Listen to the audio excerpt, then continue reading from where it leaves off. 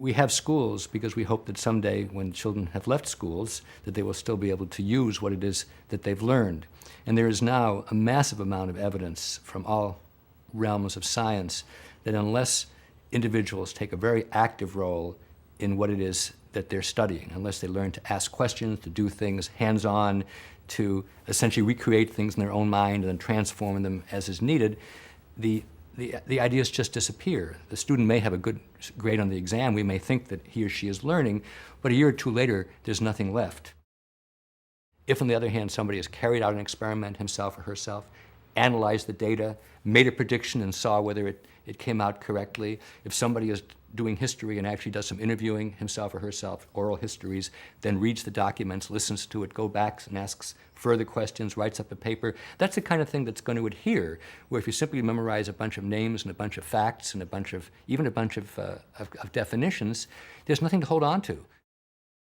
The idea of multiple intelligences comes out of psychology. It's a theory that was developed to document the fact that human beings have very different kinds of intellectual strengths, and that these strengths are very, very important in how kids learn, and how people represent things in their minds, and then how people use them in order to show what it is that they've understood. If we all had exactly the same kind of mind and there was only one kind of intelligence, then we could teach everybody the same thing in the same way and assess them in the same way, and that would be fair. But once we realize that people have very different kinds of minds, different kinds of strengths, some people are good in thinking spatially, some people are good in thinking language, other people are very logical, other people need to do hands-on, they need to actually explore actively and to try things out. Once we realize that, then an education which treats everybody the same way is actually the most unfair education, because it picks out one kind of mind, which I call the law professor mind, somebody who's very linguistic and logical, and says, if you think like that, great. If you don't think like that, there's no room in the train for you. If we know that one child has a very spatial or visual spatial way of learning, another child has a very hands-on way of learning, a third child likes to ask deep philosophical questions, a fourth child likes stories. We don't have to talk very fast as a teacher. We can actually provide software, we can provide materials, we can provide resources which present material to a child in a way in which the child will find interesting and will be able to use his or her intelligences productively, and to the extent that the technology is interactive, the child will actually be able to show his or her understanding in a way that's comfortable to the child. We have this myth that the only way to learn something is read it in a textbook or hear a lecture on it, and the only way to show that we've understood something is to take a short answer test or maybe occasionally with an essay question thrown in. But that's nonsense. Everything can be taught in more than one way, and anything that's understood can be shown in more than one way. I don't believe because there are 8 intelligences we have to teach things 8 ways. I think that's silly. But we always ought to be asking to ourselves, are we reaching every child? And if not, are there other ways in which we can do it? I think that we teach way too many subjects and we cover way too much material, and the end result is that students have a very superficial knowledge, as we often say, a mile wide and an inch deep, and then once they leave school, almost everything's been forgotten. And I think that school needs to change to have a few priorities and to really go into those priorities very deeply.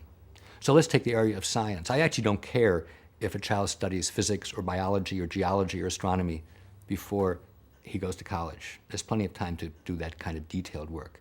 I think what's really important is to begin to learn to think scientifically, to understand what a hypothesis is, how to test it out and see whether it's working or not. If it's not working, how to revise your theory about things. That takes time. There's no way you can present that in a week or indeed even in a month. You have to learn about it from doing many different kinds of experiments, seeing when the results are like what you predicted, seeing when they're different, and so on.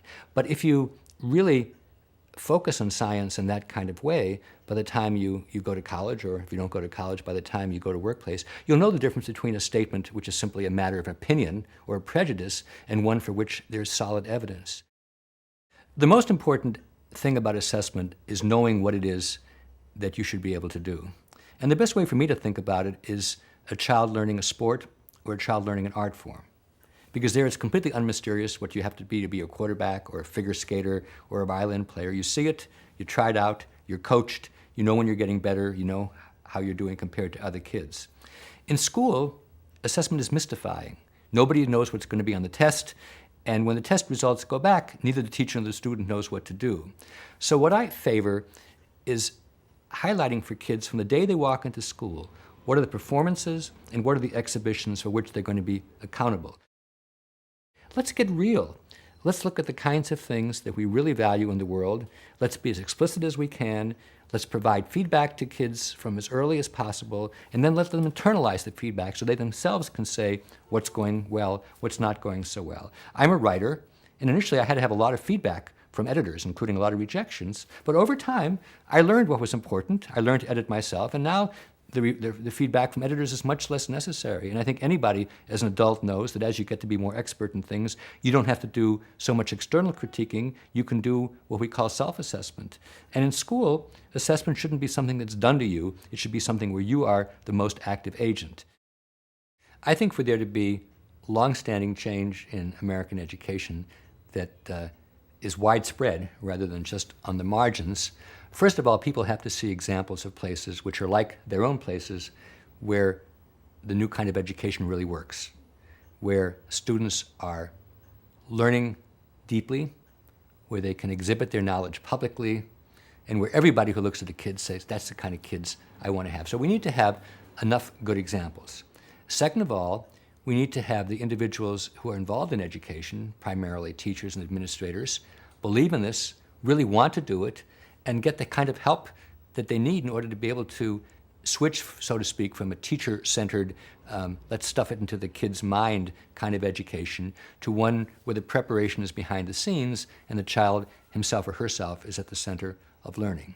Third of all, I think we need to have assessment schemes which really convince everybody that this kind of education is working. It does no good to have child-centered learning and then have the same old multiple choice tests which were used 50 or 100 years ago.